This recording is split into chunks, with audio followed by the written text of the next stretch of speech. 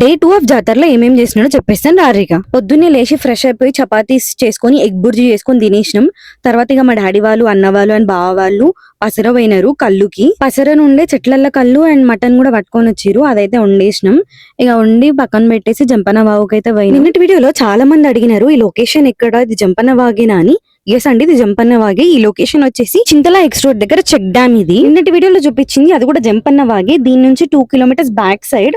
ఇప్పుడు ఇది దానికన్నా 2 kilometres front side towards Medaram. ఇది ఎవరికైనా డౌట్స్ ఉంటే నార్లాపూర్ ఎక్స్ రోడ్ దగ్గర చెక్ డ్యామ్ అని గూగుల్లో కొట్టినా కూడా వస్తుంది. మేడారంలో ఫుల్ ఎంజాయ్ చేయాలనుకునేటోళ్ళు మాత్రం కంపల్సరీ ఇక్కడికి వెళ్ళాలి. లోతు ఎక్కువ లేదు కానీ మస్తు ఎంజాయ్ చేస్తారు. చిన్న పిల్లలు కూడా చాలా ఎంజాయ్ చేస్తారు. మా వాళ్ళు అయితే పొట్టు దూకిరి. మనది జాయింట్ ఫ్యామిలీ, ఒక 8 ఫ్యామిలీస్ వరకు వచ్చినాం. టాటా ఏసీ, డీసీఎం కార్స్ మొత్తం అన్నిట్లలో వచ్చేసినాం. మేమైతే అందరం కలిసి ఫుల్ ఎంజాయ్ చేసినాం. ఒక 3 to 4 hours వరకు వాగులోనే ఉన్నాం మేము. ఇక తర్వాత జంపన్నకి కొబ్బరికాయలు కొట్టుకొని పూజ చేసుకొని టెంట్ కి అయితే వచ్చేసినాం. ఫ్రెష్ అయిపోయి ఫస్ట్ తిన్నాం.